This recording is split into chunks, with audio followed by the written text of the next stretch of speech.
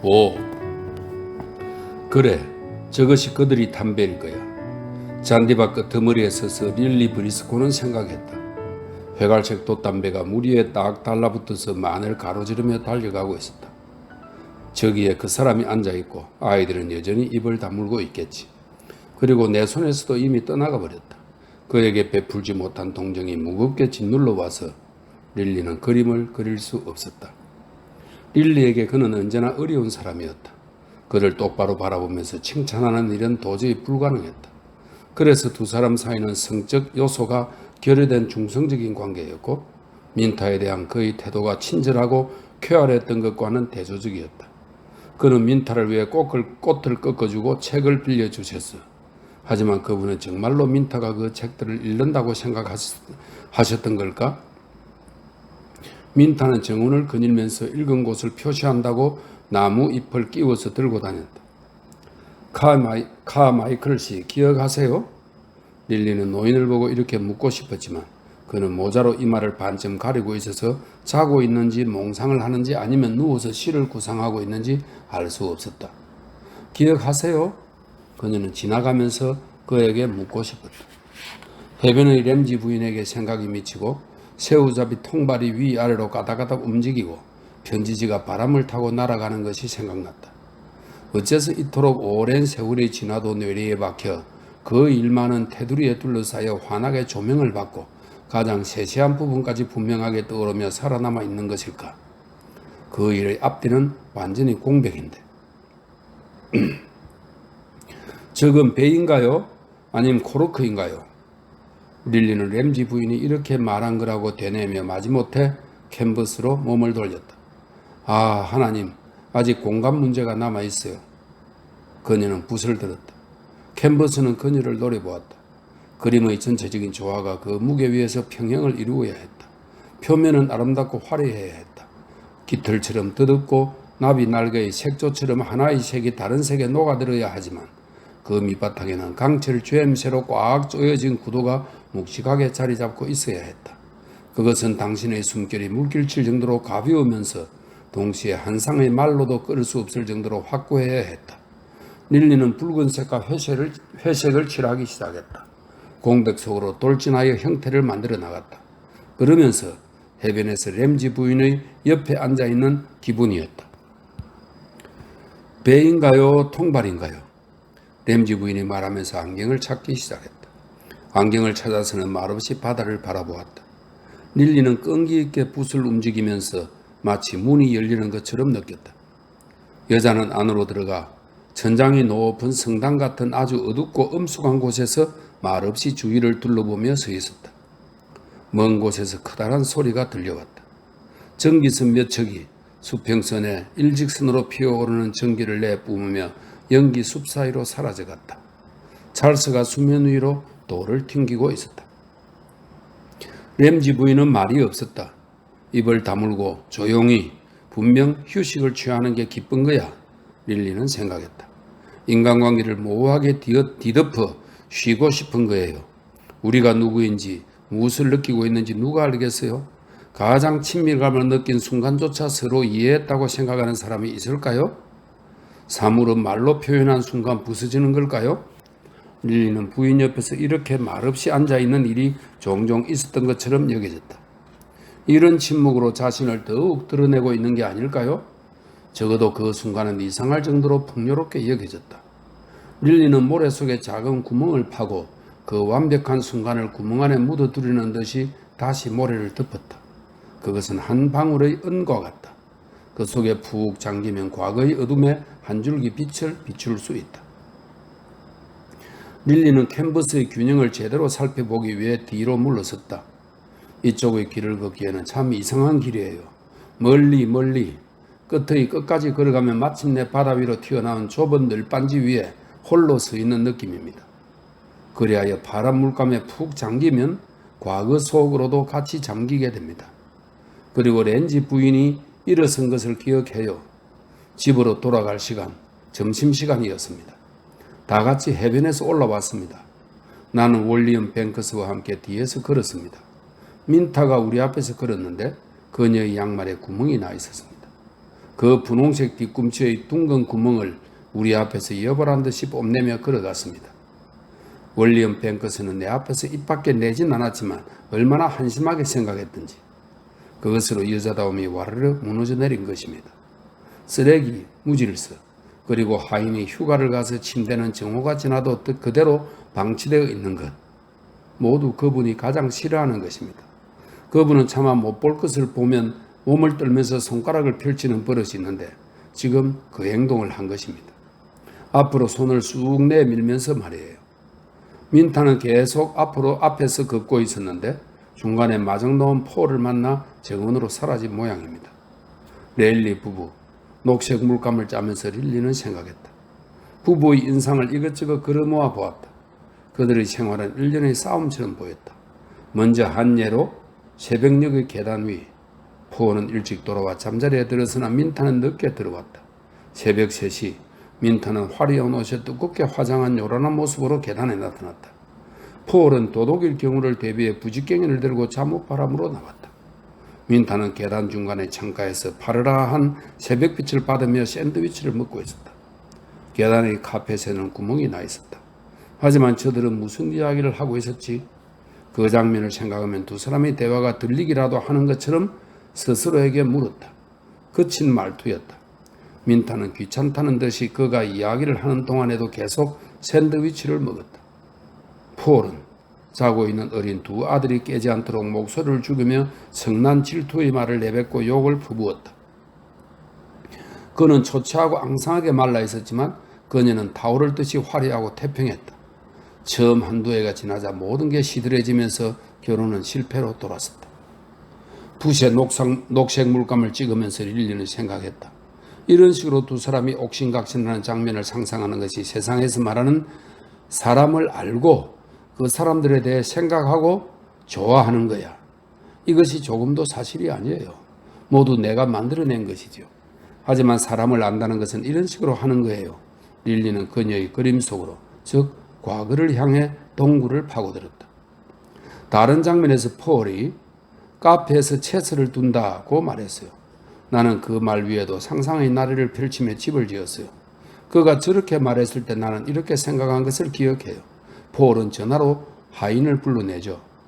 마님은 외출하셨습니다. 하인이 말하자 자기도 집에 돌아가지 않겠다고 결심합니다.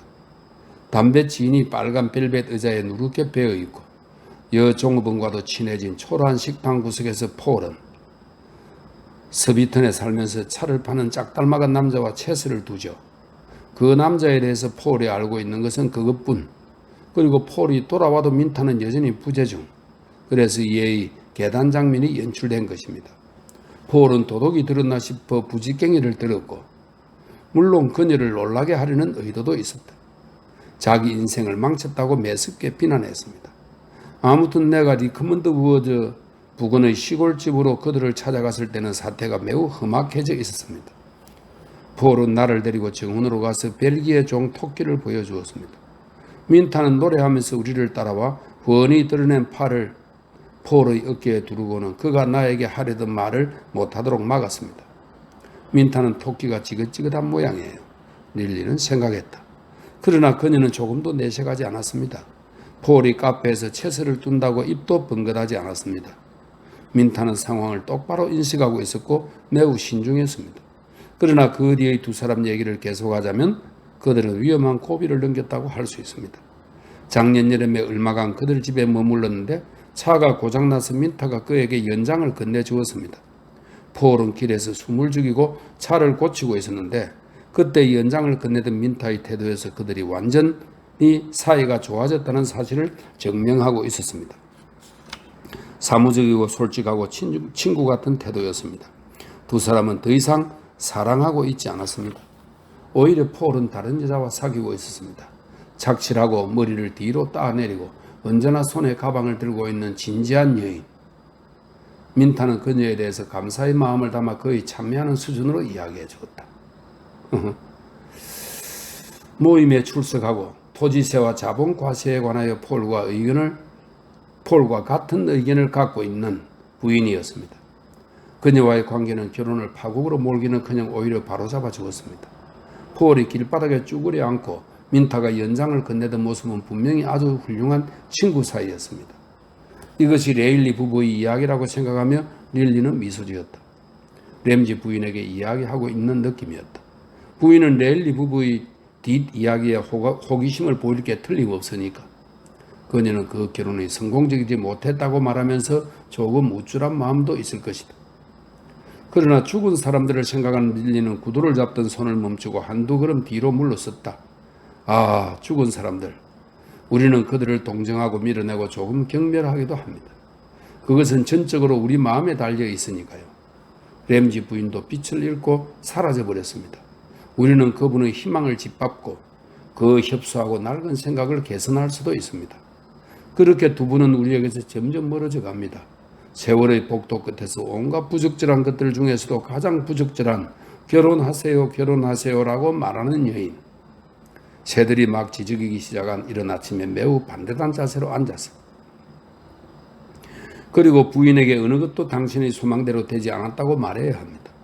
그 사람들은 그런 식으로 행복하고 나는 이런 식으로 행복해요. 인생은 완전히 달라졌어요.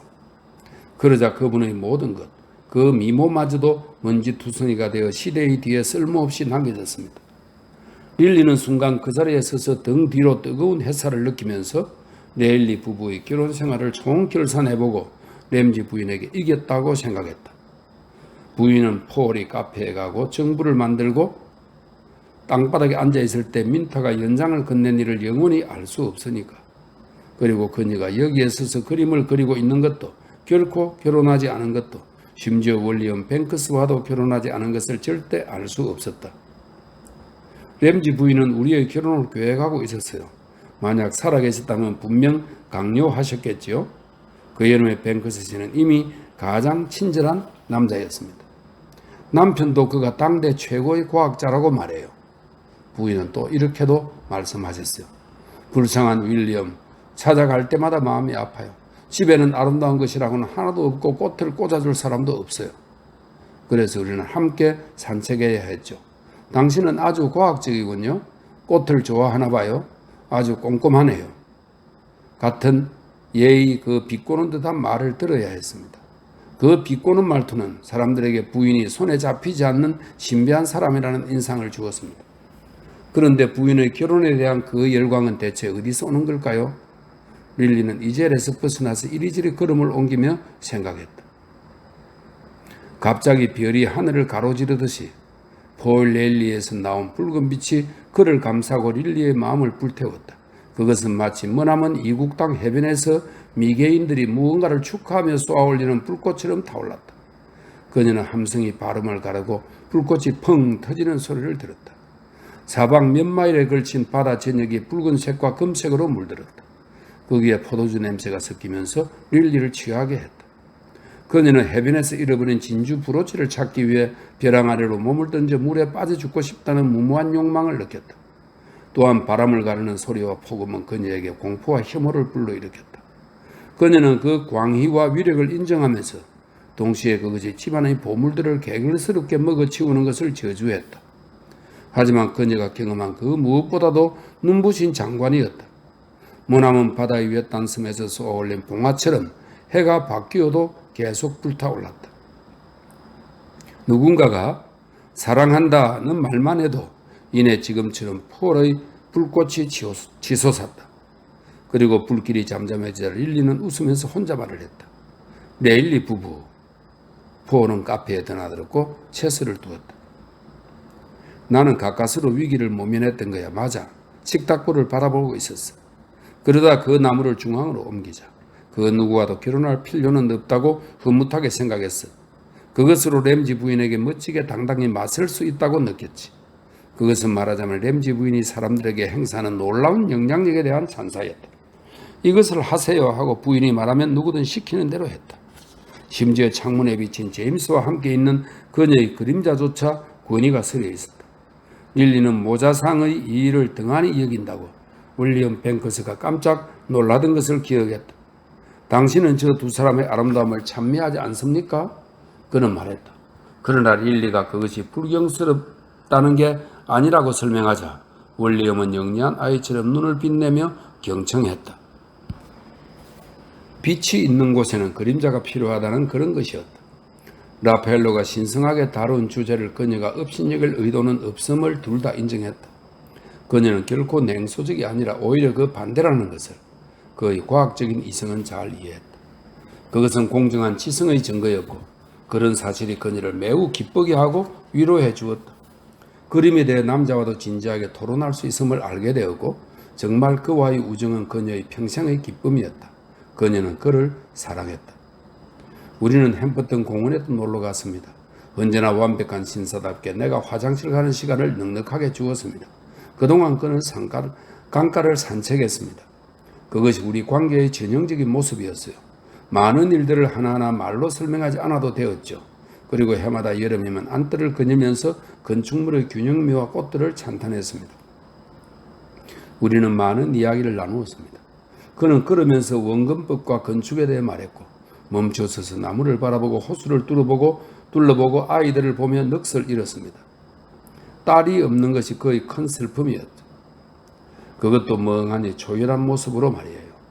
많은 시간을 연구실에서 보내는 사람에게는 지극히 자연스러운 일인데 가끔씩 나와서 보는 바깥 세상이 그에게는 눈부셔서 천천히 걷고 손을 들어 올려 눈을 가리고 머리를 뒤로 젖히고 오직 공기를 들이마시기 위해 멈춰 서곤 했습니다.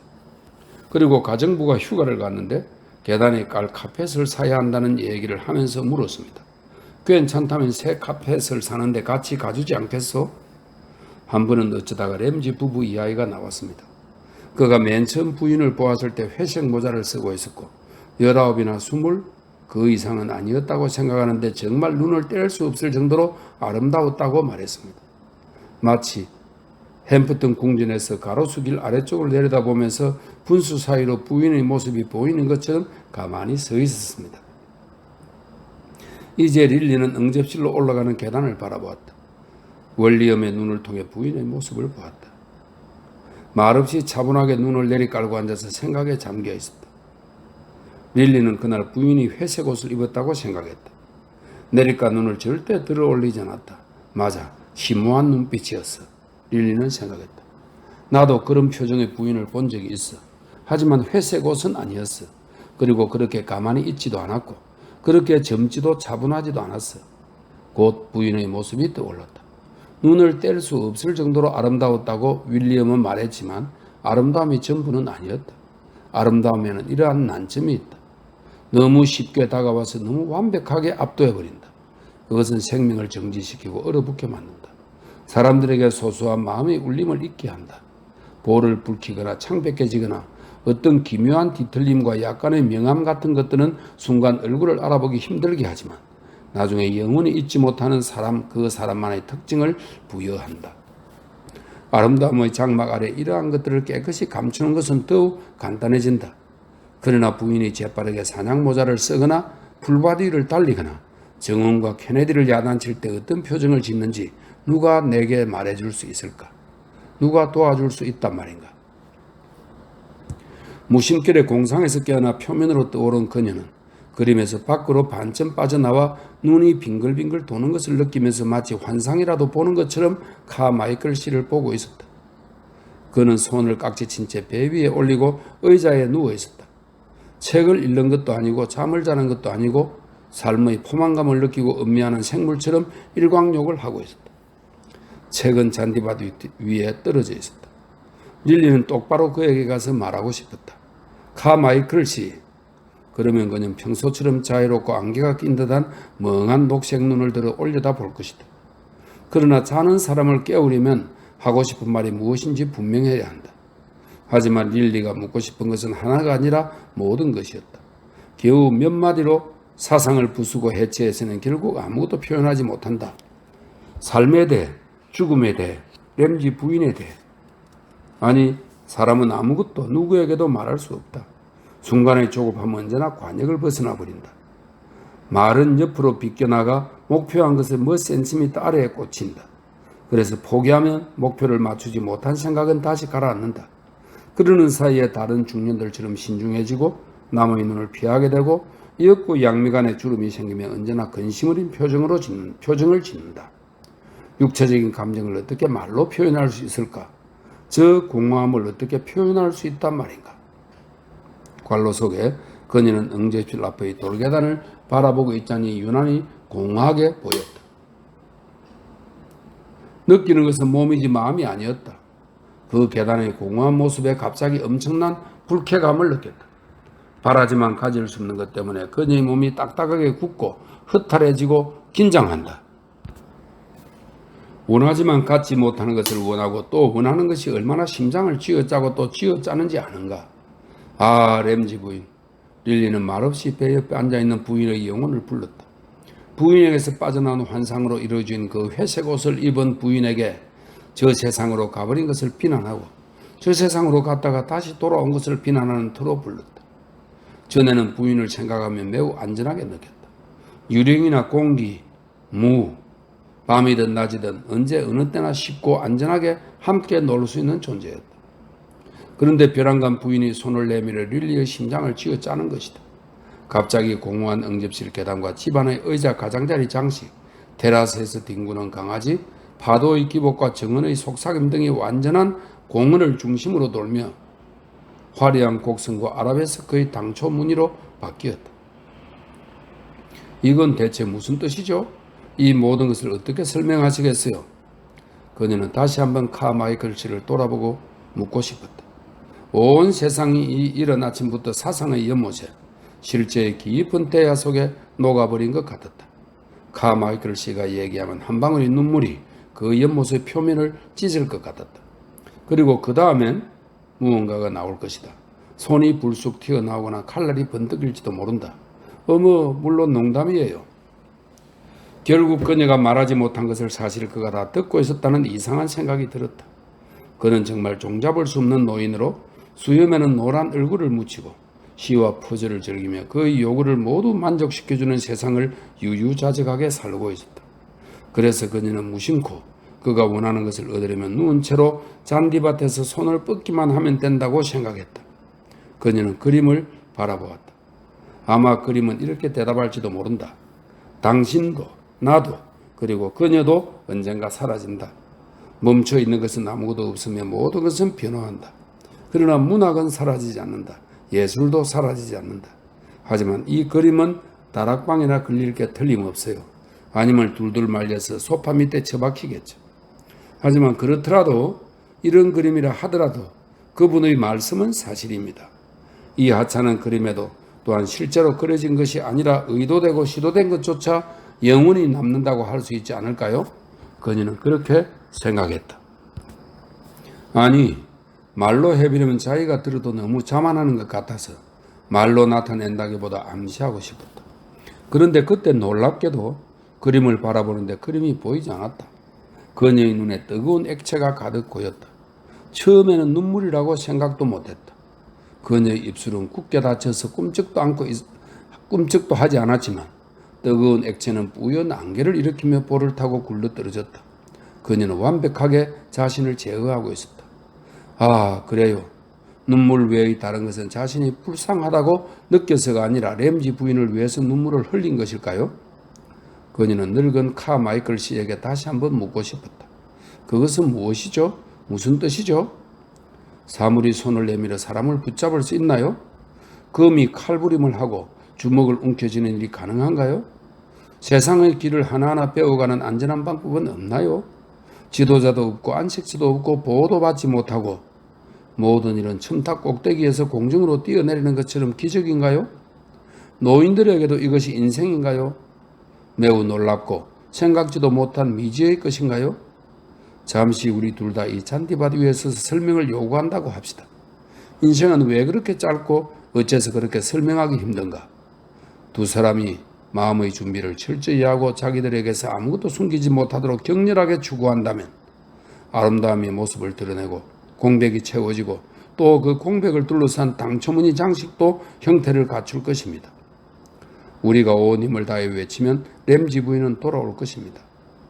램지 부인, 릴리는 큰 소리로 부르짖었다. 램지 부인, 눈물이 그녀의 얼굴을 타고 마구 흘러내렸다. 6. 메칼리스트의 아들은 물고기를 한 마리 집어들고 그 옆구리를 네모나게 잘라내어 미끼로 쓰기 위해 낚싯바늘을 끼웠다. 잘라낸 부분은 관로 속에 물고기는 아직 살아 있었다. 이렇게 되어 있네요. 잘라낸 부분은 다시 바다로 던져졌다. 7. 램지 부인 릴리는 외쳤다. 램지 부인. 그러나 아무래도 아무 일도 일어나지 않았다. 고통만 점점 더 커졌다. 그 고뇌로 내가 이렇게 어리석어지다니. 아무튼 그는 듣지 못했어. 여전히 온화하고 침착하고 숭고하다고까지 할 수 있는 노인. 아, 하나님. 다행히 그녀가 고뇌를 멈추게 해달라는 그 부끄러운 외침을 아무도 듣지 못했다. 그녀는 정신을 잃지 않았다. 그녀가 좁고 긴 늘반지 위에서 발을 헛디뎌 망망대해로 떨어지는 것을 본 사람은 아무도 없었다. 그녀는 여전히 붓을 들고 잔디밭에 서 있는 말라빠진 노처녀였다. 그리고 이제 무언가 결여되어 있다는 고통과 세찬 분노, 관로 속에 그녀는 이제 두 번 다시 램지 부인 때문에 슬퍼하지 않겠다고 다짐한 바로 그 순간 원래대로 되돌아가 버렸다. 아침 식사 때 커피 잔에 둘러싸여 부인을 그리워했던가? 전혀 아니었다. 이렇게 되어 있네요. 고통과 세찬 분노는 서서히 가라앉았다. 그 고통과 분노의 고뇌에서 그 자체가 해독제이자 진정제처럼 안심이 되었다. 그러나 더욱 신기한 것은 누군가가 있다는 느낌이었다. 하얀 꽃으로 만든 화환을 머리에 두른 관로 속에 그녀는 그 아름다움을 모두 지니고 있었다. 이렇게 되어 있네요. 머리에 두른 램지 부인이 세상이 그녀에게 부과한 무게에서 잠시 해방되어 릴리 옆에 가볍게 내려앉았다가 이윽고 사라졌다. 릴리는 다시 튜브를 짰다. 산 울타리와 씨름하고 있었다. 매우 선명하게 부인을 볼 수 있다니 참으로 신기했다. 부인은 언제나처럼 쟁걸음으로 들판을 가로지르며 그 부드러운 보라색 주름 사이로 히아신스와 백합 사이로 사라졌다. 그것은 화가의 눈에 비친 환영이었는지도 모른다. 부인이 죽었다는 소식을 전해 듣고 며칠 동안 화환을 쓰고 들판을 가로질러 그 길동무인 죽음의 그림자와 함께 서슴없이 걸어가는 것을 보았다. 말과 마찬가지로 그 모습에는 위로하는 힘이 있었다. 이 시골에서 그림을 그리고 있던 런던에 있던 릴리가 어디에 있어도 환영이 나타났다. 그녀는 눈을 반쯤 감고 그 환영의 바탕이 되는 무언가를 찾아 헤맸다. 열차와 버스를 바라보고 어깨와 볼의 선을 바라보았다. 또한 집의 반대쪽 창을 바라보았다. 저녁이 되어 가로등이 한 줄로 늘어선 피카딜리 거리를 바라보았다. 모두 죽음의 초원의 일부였다. 하지만 무언가가 얼굴일 때도 있고 목소리일 때도 있었고 스탠더드 나 뉴스를 외치는 신문팔이 소년의 목소리일 때도 있었다. 그녀를 꿰뚫고 욱박지름에 정신 차리라고 주의를 요구했고 마침내 요구한 대로 주의를 얻어냈다. 그 결과 다시 끊임없이 환영을 만들어내야 했다. 이제 그녀는 또 거리감과 푸른색이 필요하다고 본능적으로 느꼈고 아래의 만을 바라보며 파도에서 푸르게 물결을 치는 언덕과 보랏빛이 도는 공간에서는 돌이 많은 들판을 만들어냈다. 다시금 여느 때처럼 어떤 부조화를 느끼고 환영에서 깨어났다. 마음 중간쯤에 갈색 점이 있었다. 배였다. 금방 알 수 있었다. 그런데 누구일까? 램짓이야. 그녀는 스스로 대답했다. 그녀 옆을 대면대면하게 지나쳐간 사람. 손을 들어 올리고 행렬 선두에 서서 멋진 구두를 신고 가는 램짓이었다. 그는 동정을 구하러 왔지만 그녀는 그것을 거절했다. 배는 지금만 한가운데를 가로지르고 있었다. 한 줄기 바람이 이따금 부는 아주 화창한 아침이었다. 바다와 하늘은 맞닿아 완벽하게 하나가 되어서 돛은 하늘 높이 걸리고 구름은 바닷속에 빠진 듯했다. 먼 바다의 전기선은 공중에 소용돌이 모양의 연기를 그렸고 그것은 그 자리에 멈추어서 장식처럼 곡선과 원을 그려냈다. 마치 공기가 촘촘한 망사처럼 그 그물 코를 사물을 붙잡아 부드럽게 감싸서 이쪽 저쪽으로 천천히 흔들고 있는 것 같았다. 그리고 때때로 날씨가 화창할 때면 일어나는 마치 벼랑이 배를 의식하고 배도 벼랑을 의식하며 서로 자기들만의 비밀 신호를 주고받는 듯 했다.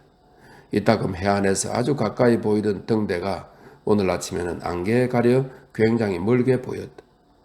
그들은 지금 어디에 있을까? 릴리는 먼바다를 바라보았다. 그는 릴리에게 말도 건네지 않고 지나치며 갈색 종이 구름이를 옆구리에 끼고 가던 그 아주 늙은 양반은 지금 어디 있을까? 배는 만 한가운데에 있었다. 8. 저기 있는 사람들은 아무것도 느끼지 못할 거야. 캠은 해안을 바라보면서 생각했다. 해안은 파도가 오르락내리락 하면서 착실하게 멀어지고 점점 평화로워 보였다. 그녀의 손이 바닷속에서 물을 가르는 동안 그 마음은 녹색 소용돌이와 줄무늬를 그리고 있었다. 상상 속에서 감각을 잃고 죽은 듯이 망토를 두르고 물속 세계를 헤매며 걸었다. 거기에는 해저의 하얀 잔디 장가지마다 진주가 알알이 박혀 있었다.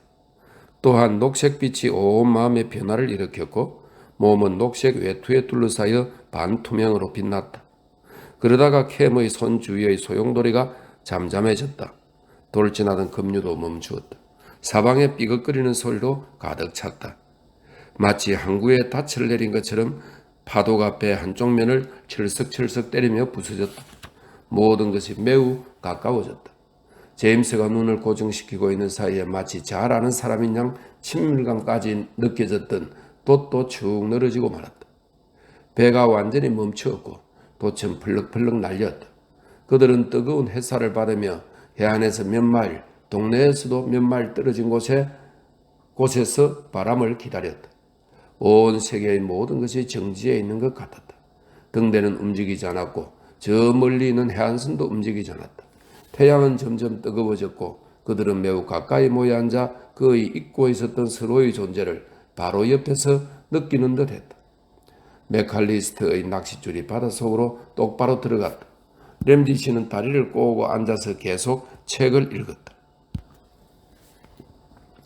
램지 씨는 물새떼 알처럼 얼룩무늬가 있는 표지의 작고 반질반질한 책을 읽고 있었다. 모두가 지독한 고요 속에서 안절부절 못할 때도 가끔씩 페이지를 넘겼다. 제임스에게는 자신을 비꼬는 특유의 몸짓으로 페이지를 넘기고 있는 것처럼 보였다.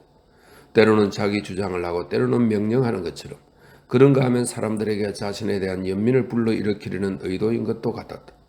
아버지가 책을 읽으며 책장을 한 장 한 장 넘기고 있는 동안 제임스는 줄곧 언제 아버지가 고개를 들어 무엇에 대한 매몰찬 말을 할지 몰라 불안했다.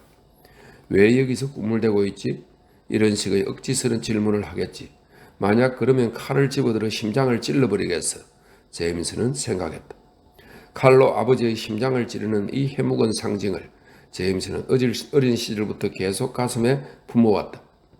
그가 성장한 지금 무력한 분노에 불타는 아버지를 노려보면서 자신이 죽이고 싶은 것은 그가 아니라 책을 읽고 있는 노인이 아니라 자기 위로 갑자기 덮쳐오는 그 무엇임을 깨달았다. 아마 아버지는 그런 것은 조금도 눈치채지 못했을 것이다. 그 모질고 사나운 검은 날개를 가진 하르피야, 그리스 신화에 나오는 여자 얼굴을 가진 새랍니다. 하르피야, 차갑고 단단한 발톱과 부리로 느닷없이 덮쳐와 자신을 쪼고 또 연방 쪼아대다가 관로 속에 제임스는 어린 시절 그의 맨다리를 쪼아대던 부리를 아직도 느낄 수 있었다. 이렇게 되어 있네요. 또 쪼아대다가 이윽고 떠나가더니 다시 거기에 앉아 노인이 되어 쓸쓸한 모습으로 책을 읽고 있었다. 그는 그것을 죽이고 싶은 것이다. 그 심장을 찌르고 싶은 것이다. 앞으로 무슨 일을 하든 관로 속에 그는 등대와 머나먼 해안을 바라보면서 자신은 무엇이든 할 수 있다고 느꼈다. 이렇게 되어 있네요. 앞으로 무슨 일을 하든 장사를 하든 은행원이 되든 변호사나 사업주가 되든 그는 그것과 싸우고 끝까지 쫓아가 뿌리 뽑고 싶었다. 그는 그것을 횡포와 독재라고 불렀다. 남에게 하기 싫은 일을 억지로 강요하고 발언권을 빼앗는 것을 말이다. 그가 등대에 가자고 할 때 싫어요, 가고 싶지 않아요 하고 말할 수 있는 사람이 과연 있을까? 이것을 해라 저것을 가져오느라 검은 날개를 펼치고 단단한 부리로 찢어 발긴다. 그리고 다음 순간에 그는 앉아서 책을 읽고 있다. 그러다가 아무도 모르게 매우 평범한 태도로 고개를 들지도 모른다. 맥칼리스트 부자에게 말을 걸지도 모른다. 그는 거리에서 노파에 꽁꽁 얼어붙은 손에 1파운드 금화를 쥐어주거나 어부들의 운동을 구경하다 고함을 칠 수도 있다. 흥분하여 팔을 휘두르고 있을지도 모른다. 아니면 식탁 윗자리에 앉아서 식사하는 내내 침묵하고 있을지도 모른다. 배가 철썩거리며 뜨거운 햇살 속에서 우물쭈물하는 동안 제임스는 생각했다. 그렇다. 아주 외롭고 험한 눈과 바위로 뒤덮인 황야가 펼쳐져 있고 아버지가 다른 사람들을 놀라게 하는 어떤 말을 했을 때 거기에는 오직 그 자신과 아버지의 발자국만 있을 뿐이라고 느꼈다. 최근에는 특히 더 자주 그렇게 느껴졌다. 오직 그들만이 서로 알고 있었다. 이 공포, 이 혐오는 무엇일까? 자기 내부에 빼곡히 쌓은 과거라는 수많은 이파리 사이를 들여다보면 빛과 그림자가 교차하고 때로는 모든 형태가 일그러져 있는 이 깊은 숲속을 응시하다 보면 강렬한 태양빛이나 혹은 어두운 그림자 때문에 큰 실수를 저지르게 된다. 그래서 자신의 감정을 식히고 분리하고 구체적인 형태로 만들기 위해 하나의 심상을 추구하려고 했었다. 우선 그가 아주 무력한 아이로서 유모차나 누구의 무릎 위에 안겨 있을 때 집마차가 아무것도 모른 채 무심코 누군가의 발을 깔아뭉개는 장면을 보았다고 하자. 먼저 풀 위의 온전하고 매끄러운 발을 보고 그 다음에 마차 바퀴를 보았다고 하자. 바로 그 발이 보라색으로 짓이겨져 있을 것이다. 그러나 바퀴에는 죄가 없다. 아침 일찍 아버지가 복도를 성큼성큼 걸어와 등대에 가자고 문을 두드리며 깨우고 다녔을 때 마차 바퀴는 그의 발과 캠의 발, 누군가의 발을 짓이겼다. 그들은 앉아서 그것을 보고 있었다. 그런데 누구의 발을 생각하고 있었을까? 어느 정원에서 이 모든 일이 일어났을까? 왜냐하면 이러한 장면은 배경이 필요하기 때문이다. 거기에 심은 나무와 꽃, 어떤 빛, 몇몇 사람들, 모든 소도구는 사람들이 예사로운 투로 이야기하는 이 어둡지 않고 손을 휘두르지도 않는 그런 정원에 자리 잡을 것이다. 사람들은 하루 종일 들락날락했다. 부엌에서 수다를 떠는 노파가 있었고 차양은 바람에 이리저리 날리면서 부풀어 올랐다. 모든 것이 성장하고 꽃을 피웠다. 밤이면 모든 접시와 그릇과 고개를 불쑥 치어든 키가 큰 빨갛고 노란 꽃 위로 포도나무 이파리 같은 아주 얇은 노란 장막이 내려앉는다. 밤이면 온갖 것들이 멈추고 캄캄해지지만 나무잎 같은 장막은 아주 곱고 반더러워서 빛이 그것을 걷어올리고 소리가 그것을 물결치게 한다. 그는 그 장막을 통해 사람 형상이 허리를 굽히고 귀를 기울이고 가까이 다가왔다가 다시 떨어지는 것을 보았고 옷자락이 스치고 사슬이 짤랑거리는 소리까지 들을 수 있었다. 마차바퀴가 누군가의 발을 짓밟고 지나간 것은 이런 세상에서였다. 무언가가 멈추어 서서 그의 위를 어둡게 가린 것을 기억하고 있었다. 움직일 기색이 없었다. 무언가가 공중에서 내려왔다. 거기서조차 어떤 메마르고 날카로운 것이 칼날 같고 은을도 같은 것이 그 즐거운 세계의 나무잎과 꽃을 사정없이 잘라내서 시들고 떨어지게 만들었다. 비가 올 거야. 등대에 가는 건 무리야. 아버지가 말한 것을 기억했다. 그때의 등대는 저녁마다 노란 눈을 번쩍 뜨고 부드럽게 바라보는 은색의 안개 같은 탑이었다. 그런데 지금은 제임스는 등대를 바라보았다. 하얗게 칠해진 바위와 가차없이 위로 쭉 뻗은 탑이 흑백의 줄무늬를 그리고 있었다. 창문이 보였다. 심지어 바위 위에 빨래를 펼쳐놓고 말리는 것까지 보였다. 과연 저것이 등대로군. 그렇지? 아니, 등대는 또 다른 얼굴이 있었다. 단순히 한 가지 면만 지닌 것은 아무것도 없다. 다른 쪽도 등대다. 때로는 만을 둘러보아도 그의 눈에 들어오지 않을 때도 있었다. 그러나 밤이 되어 올려다보면 눈을 떴다 감았다 하는 그 등대의 불빛이 다 함께 앉아있던 그 공기 좋고 햇볕 잘 드는 정원까지 비추는 것 같았다. 하지만 여기서 그는 회상을 멈추었다. 그는 사람들이나 사람이라고 말할 때면 또 누군가가 다가오는 소리와 떠나는 소리가 들리기 시작했고 언제나 그건 누구든 상관없이 그 방에 있는 사람의 존재를 극도로 예민하게 느끼게 되었다. 지금은 아버지다. 신경이 곤두섰다. 조금 기다려도 바람이 불지 않으면 아버지는 책을 탁 뜯고 이렇게 말할 것이다. 무슨 일이야? 왜 여기서 꾸물거리는 거야? 응? 언젠가 테라스에서도 아버지가 우리 한가운데로 칼날을 휘두르자 어머니의 몸이 완전히 경직되었고 그는 손도끼든 칼이든 끝이 뾰족한 것이 가까이 있었더라면 그것을 집어들어 아버지의 심장을 찌르고 싶었다. 온몸이 경직된 어머니는 그를 감싸고 있던 팔을 풀었고 그가 느낀 바로는 더 이상 아버지의 말에 귀를 기울이고 있지 않았지만 간신히 일어서서 가위를 진 채 마루에 앉아 있는 무력하고 우스꽝스러운 그를 남겨두고 떠나갔다. 바람은 한 점도 불지 않았다. 배 바닥에서는 서너 마리의 고등어가 등도 다 잠기지 않을 정도로 물이 없는 야트막한 양동이 안에서 꼬리를 위아래로 팔딱거리며 철벅철벅 소리를 내고 있었다. 언제 어느 때 램지 씨가 관로 속에 제임스는 아버지의 얼굴을 볼 용기가 없었다 이렇게 되어 있네요. 언제 어느 때 램지 씨가 몸을 일으키며 책을 덮고 매몰찬 말을 퍼부을지 몰랐다. 하지만 지금은 아직 책을 읽고 있었으므로 제임스는 마치 바닥에 삐걱대는 소리에 집 지키는 개가 깰까봐 맨발로 살금살금 아래층으로 내려가는 것처럼 몰래 어머니는 어떤 모습이고 그날 어디로 가버렸는지를 생각했다. 그는 어머니를 쫓아 이방저방 돌아다녔고 마침내 한 방에 도착했다. 도자기 접시에서 발사된 것 같은 푸른빛 속에서 어머니가 누군가에게 말을 하고 있었다. 그는 그 말에 귀를 기울였다. 그녀는 하인에게 머릿속에 떠오르는 대로 얘기하고 있었다. 오늘 밤에는 크다란 접시가 필요해. 그 푸른 접시는 어디 있지? 어머니만이 진실을 말했고 그도 어머니에게만 진실을 말했다. 아마도 그것이 어머니의 무한한 매력의 원천이었다. 그러나 어머니를 생각하면 언제나 아버지가 뒤에서 나타나 그림자를 드리웠고 그를 두려움에 떨게 하여 주저하게 만들었다.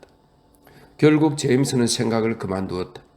태양 아래에서 키를 잡고 등대를 응시하고 있을 뿐 움직일 힘도 없었고 마음에 자꾸자꾸 쌓여가는 불행의 조각들을 털어낼 기력도 없었다. 그물이 자기를 칭칭 동여 매는 것 같았다.